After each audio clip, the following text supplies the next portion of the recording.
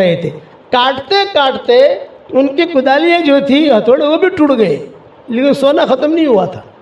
اور ایک جنات کا وظیفہ، جنات بھی صالحین ہوتے ہیں نا، ایک جنات نے کہا کہ بھائی 100 مرتبہ آیت الکرسی زندگی میں ایک مرتبہ پڑھ لو، ایک بیٹھک میں، زندگی میں ایک مرتبہ، روزانہ نہیں، 1000 مرتبہ نہیں پڑھنا، 100 مرتبہ ایک مرتبہ پڑھ لو بیٹھ کر. آدھا گھنٹہ لگے گا، 1 گھنٹہ لگے گا بس. اور پھر ہر نماز کے بعد 1 مرتبہ 2 مرتبہ پڑھتے رہو، تمہاری طرف جنات دیکھے گا بھی نہیں. بولے ہم لوگ دیکھیں گے بھی نہیں تمہاری طرف. یہ بولے اتنا پاورفل ہے. آج کل پریشانیاں بہت ہیں، یعنی چونکہ میں تو جگ پیر ہوں نا. جگ پیر کا مطلب ہے کہ ساری دنیا میں ہمارا سبق پہنچتے ہیں. ہر آدمی بیچارہ، ہر آدمی، ہر لڑکی، ہر مرد، ہر عورت جو ہے وہ اپنے یعنی بات بیان کرتی ہے، میرا یہ ہے، میرا یہ ہے. آسان طریقہ بتاتا ہوں. گھر کے 4 کونے ہوتے ہیں عام طور سے. یہ جس کمرے میں میں بیٹھا ہوں 4 کونے ہیں، 1 2 3 4. گھر کے 4 کونے ہوتے ہیں. ہر کونے میں 1 مرتبہ آیت الکرسی پڑھ کے دم کر دو. 24 گھنٹے میں 2 مرتبہ، دن میں 1 مرتبہ، رات میں 1 مرتبہ. اچھا اللہ نے آپ کو بہت بڑا بنگلہ دیا ہے، ماشاءاللہ، اللہ اور بنگلہ دے اور بہت دے. ہماری دعا ہے آپ کے لیے. ہر کمرے میں جا نہیں سکتی، ہر کمرے میں پڑھ نہیں سکتی. آپ ایک کمرے میں پڑھو، اس کا اثر پورے گھر میں چلا جائے گا انشاءاللہ. جیسے ہمارا یہ مدرسہ ہے یا کسی کا مکان ہے جو ہے، آپ یہاں بھی پڑھ لو گے تو اس کا اثر آپ کے سب جگہ پہ چلا جائے گا انشاءاللہ. یہ حضرت عبدالرحمن ابن عوف کا معمول تھا. حضرت عبدالرحمن ابن عوف کا یہ عمل تھا، وہ کرتے تھے اور کہتے تھے کہ دیکھو میں یہ کرتا ہوں. حضور نے نہیں بتایا تھا ان کو، یہ تجارب الصالحین میں سے آئے گا. ایک تو کہ حضور نے کہا ہو عبدالرحمن ابن عوف 4 کونوں میں آیت الکرسی پڑھ، یہ حضور نے نہیں کہا تھا. حضور صلی اللہ علیہ وسلم نے صرف آیت الکرسی کی فضیلت بیان کی تھی. مغرب کے فجر کے نمازوں کے بعد پڑھا کرو، رات کو سوتے وقت پڑھا کرو، اس کی فضیلت عام بیان کی تھی. لیکن عبدالرحمن ابن عوف نے اپنے تجربے سے یہ بات کی تھی. وہ ہر کونے میں اپنے گھر کے پڑھتے تھے. اللہ نے بہت مال دیا، 4 بیویاں بھی دی، اور جب ان کا انتقال ہوا تو اتنا زیادہ پیسہ سونا نکلا ان کے گھر سے کہ اس کو کاٹتے وراثت میں تقسیم کر رہے تھے. کاٹتے کاٹتے ان کی کدالیاں جو تھی ہتھوڑے وہ بھی ٹوٹ گئے، لیکن سونا ختم نہیں ہوا تھا. یہ عبدالرحمن ابن عوف، ان کے بدن پر بال بہت تھے اور داڑھی ان کی بہت گھنی تھی. عبدالرحمن ابن عوف کی بال اتنے تھے کہ جوئیں پڑتی تھی. جیسے عورتوں کے بال میں جوئیں کیوں پڑتی ہیں؟ بال زیادہ ہوتے ہیں. اگر مرد بھی ایسے ہی بال رکھے تو ان کے بالوں میں بھی جوئیں پڑے گی.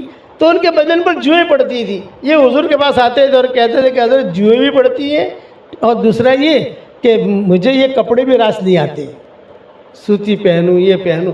آپ نے فرمایا تو ریشم کا پہن جا. حضور نے ان کو ریشم پہننے کی اجازت دی تھی، صرف عبدالرحمن ابن عوف کو اور کسی کو نہیں. ان کا دیکھے دیکھے خالد ابن ولید نے بھی کرتا سلا لیا کہ دونوں کے مزاج میں میل نہیں تھا. عبدالرحمن ابن عوف اور خالد ابن ولید کے مزاج میں میل نہیں تھا، کچھ نہ کچھ کھٹپٹ ہوتی رہتی تھی. حضور کے پاس قصے آتے تھے تو حضور سمجھاتے تھے یہ کرو یہ کرو یہ کرو. تو خالد ابن ولید نے پہن لیا. حضرت عمر نے کہا بھائی خالد یہ کیا؟ تو خالد بن ولید نے کہا وہ چچا کو تو کہتے نہیں، آپ دیکھو پہن کر آئے ہیں ریشم کا کپڑا اور میں پہنتا ہوں تو اشکال کرتے ہو آپ. یہ حضرت عمر سے کہا.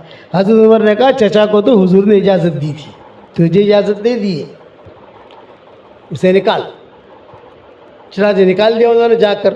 لیکن ریشم تھا مہنگا تو انہوں نے اپنے چھوٹے بچوں کے کپڑے بنا لیے. ضائع نہیں جاوے نا، عورتوں کی عادت ہوتی ہے ضائع نہیں جاوے، ٹکڑا ہے یہ ہے یہاں لگا لو یہاں لگا لو یہاں لگا لو. بچے کو بنا لیا. بچے لے کر آئے خالد ابن ولید. جب بچے لے کر آئے تو حضرت عمر نے کہا بھی یہ کیا؟ یہ کہا حضرت وہ میرا کپڑا تب ضائع ہوتا. بولے ان کو بھی اجازت نہیں ہے، مردوں کو اجازت ہے ہی نہیں، نکال ان کے کپڑے. صرف عبدالرحمن ابن عوف حضور نے خاص اجازت دی تھی ان کو، صرف ایک ہی صحابی اور کوئی نہیں. یہ عبدالرحمن ابن عوف کیا مال بھی اللہ نے بہت دیا اور ان کا معمول تھا. یہ میں نے بکھرے موتی میری کتاب ہے، یہ آپ کے ہاسوڑ میں بھی ہوگی، کئی خواتین کے پاس بھی ہوگی، 12-13 جلدیں آ گئی ہیں اس کے الحمدللہ. اس میں نے مضمون لکھا ہے کہ عبدالرحمن ابن عوف کا یہ معمول رہا تھا کہ اپنے گھر کے چاروں کونوں میں آیت الکرسی پڑھتے تھے. آپ اگر یہ معمول بنا لو گی انشاءاللہ تو جنات، جادو، نظر، حسد سب بھاگ جائے گا.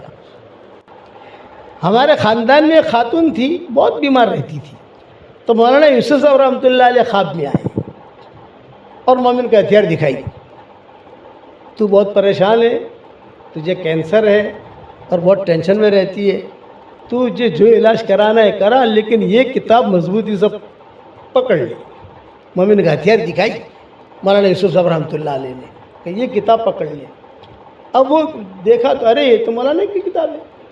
منگوائی الحمدللہ، اور منگوانے کے بعد جو اللہ کے کرم سے ٹھیک ٹھاک ہے، چل رہی ہے ماشاءاللہ.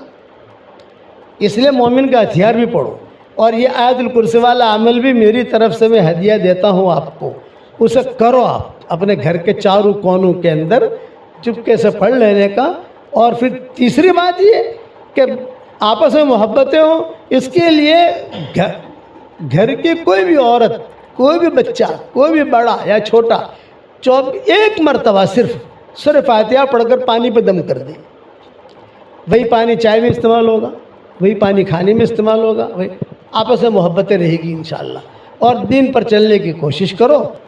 الحمدللہ نحمدہ ونستعینہ ونستغفرہ ونؤمن بہ ونتوکل علیہ ونعوذ باللہ من شرور انفسنا ومن سیئات اعمالنا ونعوذ باللہ من شرور انفسنا ومن سیئات اعمالنا من يهده الله فلا مضل له ومن يضلله فلا هادي له ونشهد أن لا إله إلا الله وحده لا شريك له ونشهد أن سيدنا ومولانا محمدا عبده ورسوله صلى الله عليه وعلى آله وأصحابه وبارك وسلم تسليما كثيرا كثيرا.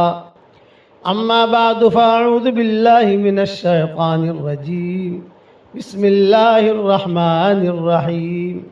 يا أيها الذين آمنوا توبوا إلى الله توبة نصوحا عسى ربكم أن يكفر عنكم سيئاتكم ويدخلكم جنات تجري من تحتها الأنهار يوم لا يخزي الله النبي والذين آمنوا معه نورهم يسعى بين أيديهم وبأيمانهم يقولون ربنا أتمم لنا نورنا واغفر لنا إنك على كل شيء قدير.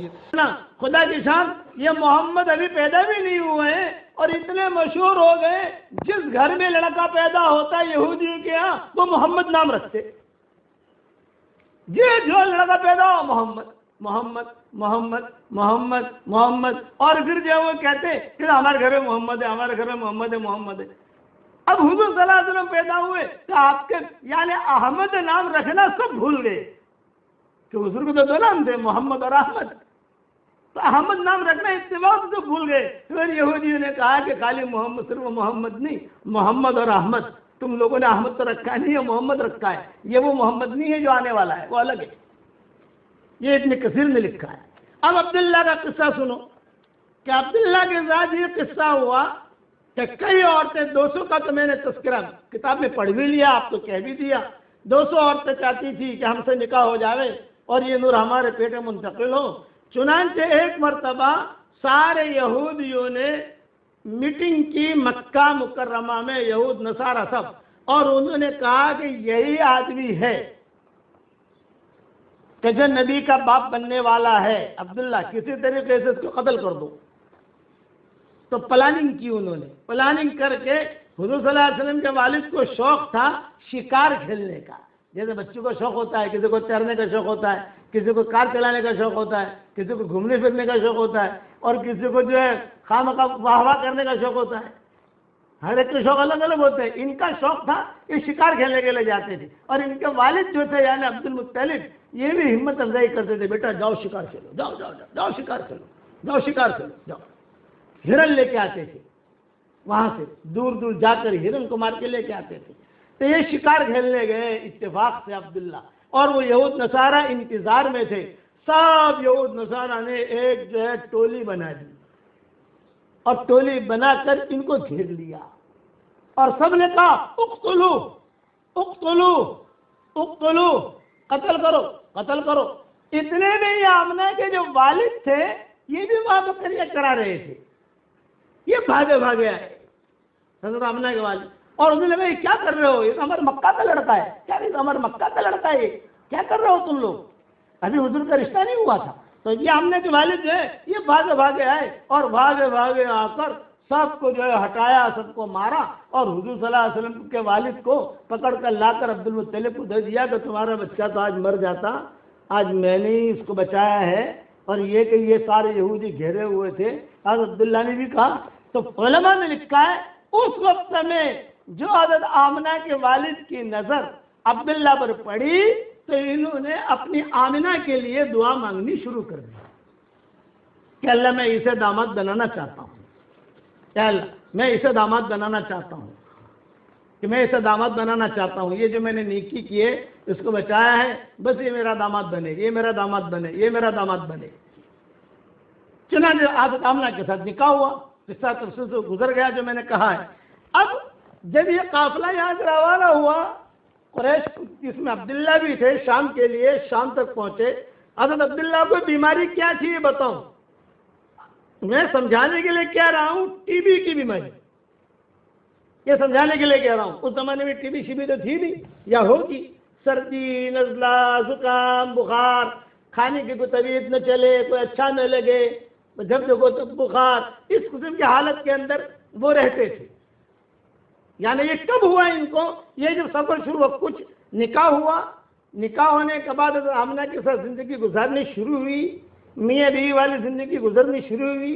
کچھ ہی دن جو ہے وہ رہے تو عبد المطلب نے کہا کہ بیٹا اب تمہارا نکاح ہو گیا ہے، بیوی بھی آ گئی، بچہ بھی ہوگا، تو خرچے بڑھیں گے تمہارے، کچھ دھندا بندہ کرو. ابا کیا کروں دھندا؟ انہوں نے کہا شام جاؤ. چلو میں جماعت بناتا ہوں. تو ہاشم نے جو ہے شام جانے کی ترتیب بنائی تھی، ان کے عبد المطلب کے والد نے وہی ترتیب سے جو قافلہ روانہ کیا. یہ بھی گئے، لیکن اچھا شام پہنچے بھی، یہ نہیں کہ شام نہیں گئے، دھندا بھی کیا. اب دھندے میں نفع ہوا نقصان ہوا وہ بڑی تفصیل ہے اس کی، لیکن یہ کہ واپسی مدینہ منورہ آ کر انہوں نے قیام کر لیا اور سارا قافلہ واپس آیا. عبد المطلب انتظار میں تھے. پوچھا بھئی کہاں ہے عبداللہ؟ نے کہا وہ تو بیمار ہو گیا. چنانچہ حضرت آمنہ جو تھی یہ بھی انتظار میں تھی کہ آئے گا میرا شوہر، آئے گا میرا شوہر، آئے گا. اطلاع ملی کہ نہیں طبیعت بہت خراب ہے ان کی. حارث کو بھیجا عبد المطلب نے. حارث یہ بڑا بیٹا تھا، یہ بھی دیر سے پہنچے، راستے میں ان کا بھی کچھ ساتھ کے ساتھ قصہ ہو گیا. حارث کا وہ گئے تو بھائی کو دیکھنے وہاں، کبھی وہاں جا کر عبداللہ کو دیکھوں، کوئی معاملہ ہو گیا، 10 دن میں پہنچنا ہے، 15 دن میں پہنچے، 20 دن میں پہنچے، دیر ہو گئی. وہاں جب پہنچے، وہاں پہنچ کر لوگوں نے کہا کہ بھئی ہم نے تو جو ہے عبداللہ کو بہت بچانے کی کوشش کی، وہ بچ نہیں سکا اور نابغہ کے مکان میں ہم نے دفن کر دیا وغیرہ وغیرہ. اب یہ حارث کو یہ ہوا ہے کہ باپ کو جا کر کیا کہوں گا اور بھابھی کو کیا کہوں گا. حضرت آمنہ تو بھابھی ہوئی، یہ کہا بھابھی کو کیا کہوں گا، باپ کو کیا کہوں گا، عبد المطلب کو کیا کہوں گا، مکہ والوں کو کیا کہوں گا. اچھا بعض لوگوں نے یہ بھی لکھا ہے کہ چونکہ جب یہ مدینہ آئے عبداللہ تو مدینہ تو یہودی سے بھرا ہوا تھا، تو بھرے ہوئے تھے یہودی، وہ بھی دیکھنے آتے تھے. ہاذا ہوا تھا، ہاذا ہوا تھا، ہاذا ہوا تھا، ہاذا ہوا تھا. یہی ہے وہ نبی کا جو باپ ہے وہ یہی ہے، نبی کا جو باپ ہے وہ یہی ہے. وہ کیسے پہچانتے تھے؟ تو بعض علماء نے لکھا ہے کہ ان کی پیشانی پر یا ان کے ہاتھوں پر یا ان کے ہونٹ پر یا ان کے ناک پر یا کان پر جو تل تھے وہ تل سے پہچانا انہوں نے کہ یہ ہے. ہماری کتابوں میں یہ لکھا ہے، یہ آخری نبی کا ابا یہ نظریں بھی لگی، بیماریاں بھی.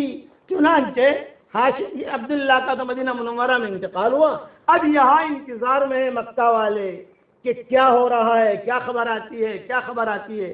کتابوں میں لکھا ہے کہ جب عبداللہ کے انتقال کی خبر لے کر یہ حارث مکہ مکرمہ پہنچے تو یہ ڈر رہے تھے کہ سب سے پہلے میں کس کو خبر کروں، کیوں؟ اس لیے کہ آمنہ کا گھر یعنی عبداللہ کا گھر اور عبد المطلب کا گھر دونوں گھر قریب تھے. عبد المطلب کو تو عبداللہ سے بہت محبت تھی، اپنے پاس ہی رکھتے تھے. جس بچے سے محبت ہوتی ہے اپنے قریب ہی رکھتے ہیں اس کو. تو کہا کہ میں آمنہ کے پاس جاؤں یا عبد المطلب کو کہوں؟ چنانچہ سیدھے باپ کے پاس آئے. اب جب باپ کے پاس آئے تو حضرت آمنہ ہی بھاگی بھاگی آ گئی.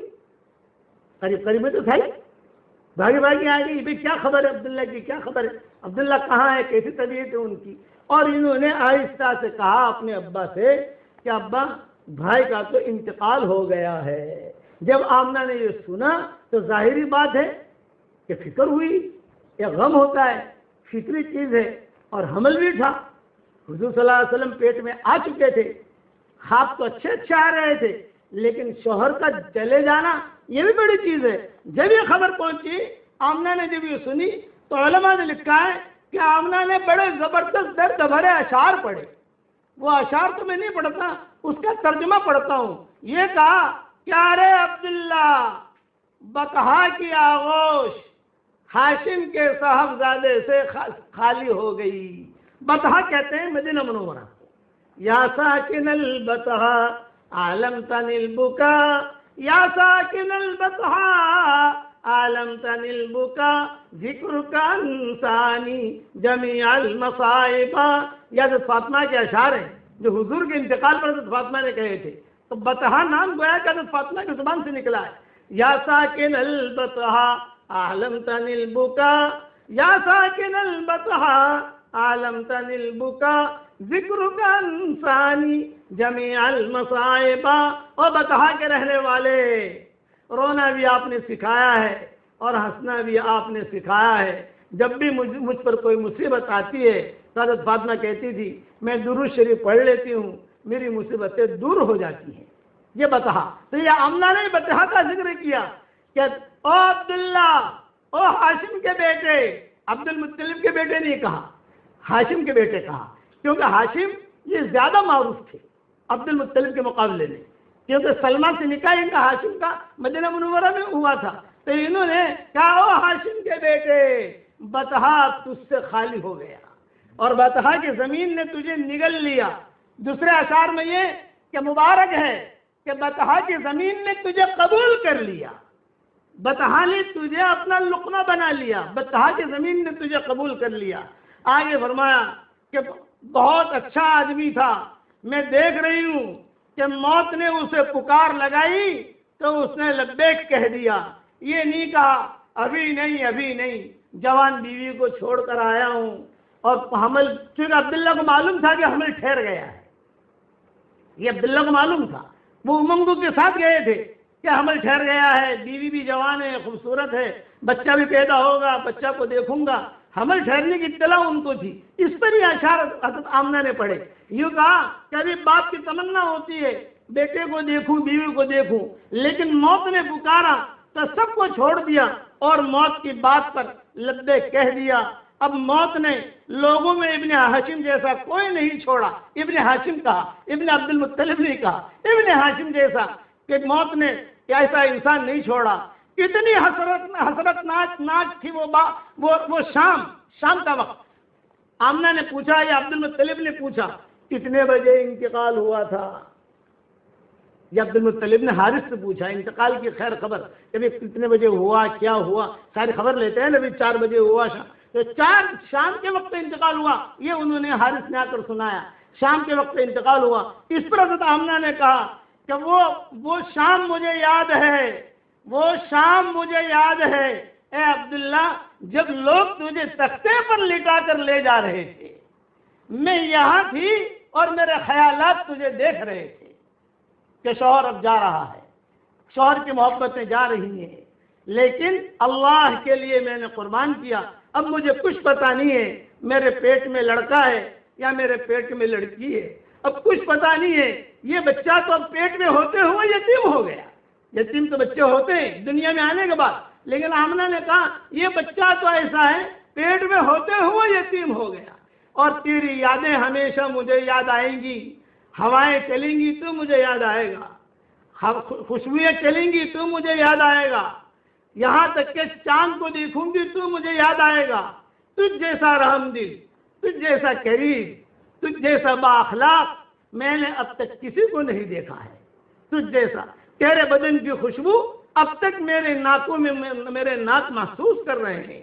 روتی رہی، اشعار پڑھتی رہی۔ جب عبد المطلب سے رہا نہ گیا تو عبد المطلب نے ہاتھ پکڑا، عبد المطلب بھی روئے اور عبد المطلب لے کر آمنہ کو اپنے گھر پر لائے اور پھر گھر پر لا کر کہا یہ تو اللہ کے فیصلے ہیں، جو اللہ نے چاہا وہ ہوا، البتہ یہ کہ تم فکر نہ کرو، اور جو ترکے میں جو چیزیں تھیں میراث میں، جیسے 5 اونٹ ہیں، کچھ بکریاں ہیں، اور یہ ام ایمن تھی، کچھ کپڑے تھے، یہ دیے حضرت آمنہ جو ہے وہ ان کو 2 فکر حضرت آمنہ کو، ایک تو شوہر چلا گیا، دوسرا یہ پیٹ میں بچہ ہے، اب پتہ نہیں لڑکا ہے کہ لڑکی ہے، لیکن حضرت آمنہ کہتی تھی کہ جس دن حمل ٹھہرا، صحبت سے فارغ ہوئے اور حمل ٹھہرا تو مجھے تو پتہ نہیں تھا، بھی کنواری لڑکیوں کو پتہ نہیں چلتا حمل ٹھہرا ہے، تو حضرت آمنہ کہتی تھی کہ جب حمل ٹھہرا تو مجھے کچھ پتہ نہیں، لیکن میں جاگتے سونے میں تھی، کسی آنے والے نے آ کر کہا آج تیرے پیٹ میں نبی آ گیا، اور زور سے کہا، میں گھبرائی، میں نے کہا کیا میرے پیٹ میں نبی آ گیا ہے، کہنے والا کیا کہہ رہا ہے میرے پیٹ میں، اور پھر کہا اب جو ہے میں تمہیں ایک بات اور بھی کہتا ہوں، اس کا نام محمد رکھنا اور تم بالکل ٹینشن نہ لینا۔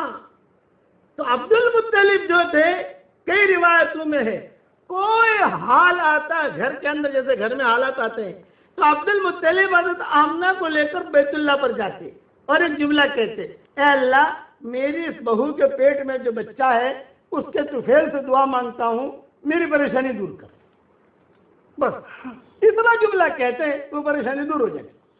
تو عبد المطلب جو پورا نگاہ حضرت آمنہ پر تھی، برابر دھیان سے ان کو رکھنا، دھیان سے دیکھنا، ان کی خبرگیری کرنا وغیرہ وغیرہ، چچا اور بھی تھے، لیکن عبد المطلب کا معاملہ جو ہے بہت ہی الگ۔ چنانچہ حضرت آمنہ کہتی ہے کہ عبد المطلب کہیں پر بھی جاتے تو مجھے ضرور لے جاتے، بیٹا چلو آج جنگل میں جائیں گے۔ تو حضرت آمنہ کہتی ہے کہ میں جاتی ہے، لیکن چونکہ حمل سی تھی، حضرت آمنہ ایک بات اور کہتی تھی، عام طور سے عورتوں کا حمل میں تکلیف ہوتی ہے، لیکن میرا حمل بہت ہلکا پھلکا تھا، کوئی تکلیف نہیں، جیسے الٹیاں ہوتی ہیں، پاؤں درد کرتے ہیں، بخار آتا ہے، ڈکاریں آتی ہیں، ہم نے کہتے ہیں مجھے کبھی الٹی نہیں ہوئی، کبھی بخار نہیں آیا، بالکل ہلکا پھلکا۔ اگر کسی جگہ کے اوپر جانا ہوتا اور وہ جگہ سخت ہوتی، میں پاؤں رکھتی، وہ جگہ نرم ہو جاتی، یہ سامنا کہتی تھی۔ اور کئی مورخین نے اسے لکھا ہے، پانی چاہیے تو پانی مجھے لینا نہیں پڑتا، وہ پانی خود آ جاتا، جیسے کوئی پانی چاہیے تو پانی خود ہی چلتا چلتا میرے پاس آ جاتا ہے، پانی پی لیتی۔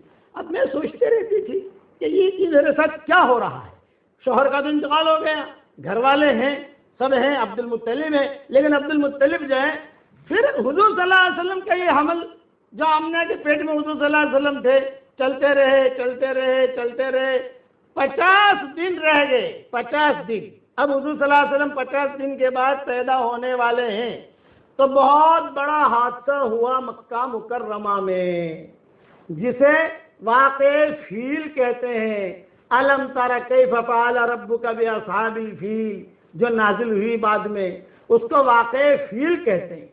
آپ صلی اللہ علیہ وسلم کے پیدا ہونے سے 50 دن پہلے کا یہ قصہ ہے، اور سب سے بڑا حادثہ مکہ والوں کے لیے یہ تھا۔ اب اچھا پہلے ایک پوائنٹ کی چیز بتا دوں، علم نشرح، علم ترى، تو جب علم نشرح، علم یہ آیا، علم ترى میں بھی علم یہ آیا۔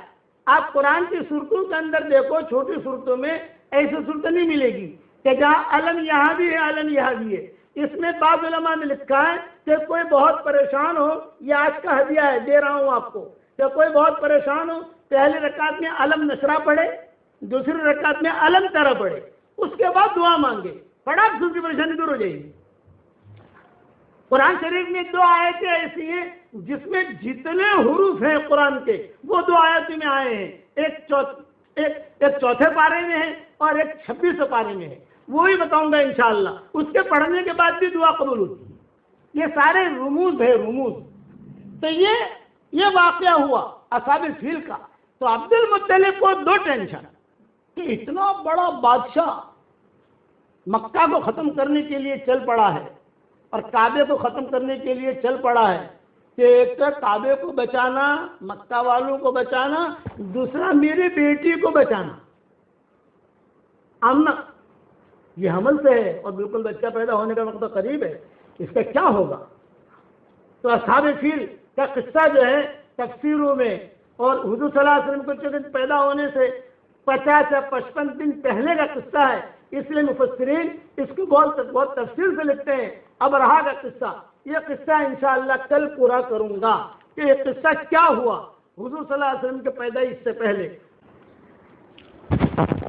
اللهم صل على محمد وعلى آل محمد كما صليت على إبراهيم وعلى آل إبراهيم إنك حميد مجيد اللهم لك الحمد كله ولك المن كله ولك الشكر كله ولك الخلق كله ولك الفضل كله وإليك يرجع الأمر كله وإليك يصعد الكلم الطيب كله اللهم لك الحمد بالإسلام لك الحمد بالإيمان لك الحمد بالقرآن لك الحمد حتى ترضى لك الحمد إذا رضيت لك الحمد بعد الرضا اللهم آت نفوسنا تقواها وزكها أنت خير من زكاها أنت وليها ومولاها لا إله إلا الله لا إله إلا الله أعلى من كل شيء لا إله إلا الله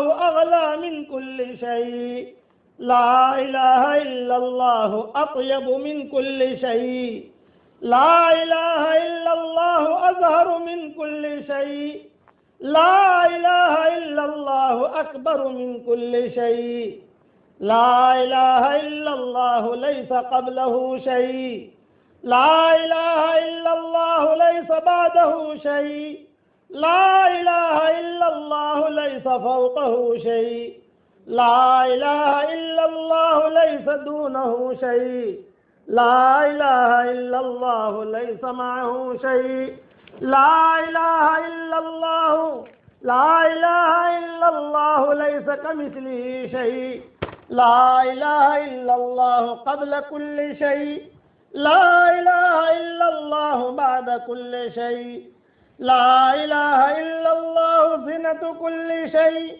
لا إله إلا الله سعة كل شيء لا إله إلا الله المحيط بكل شيء لا إله إلا الله الباقي بعد فناء كل شيء لا إله إلا الله في قلوبنا لا إله إلا الله في قبورنا لا إله إلا الله في أسماعنا لا إله إلا الله في أبصارنا لا إله إلا الله في موتنا لا إله إلا الله في حشرنا لا إله إلا الله في نشرنا لا إله إلا الله حمايتنا لا إله إلا الله وقايتنا لا إله إلا الله دواؤنا لا إله إلا الله شفاؤنا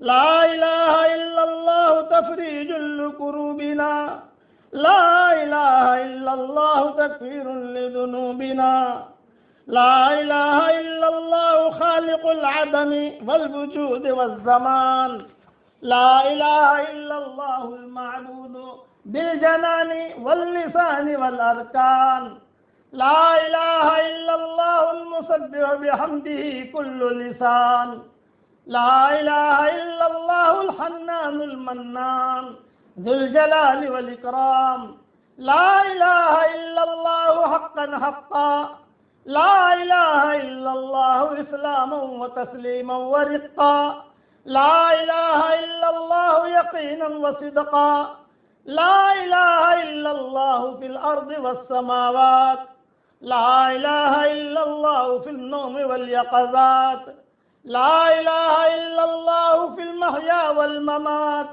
لا إله إلا الله في السحر والسكرات لا الہ الا اللہ فی العمد والہفوات، لا الہ الا اللہ فی جمیع اللحظات، لا الہ الا اللہ علی سائر الحالات، لا الہ الا اللہ بہا نحیا وبہا نموت وبہا نلقى اللہ عز وجل عدد الشفع والوتر، عدد الشفع والوتر، عدد الشفع والوتر۔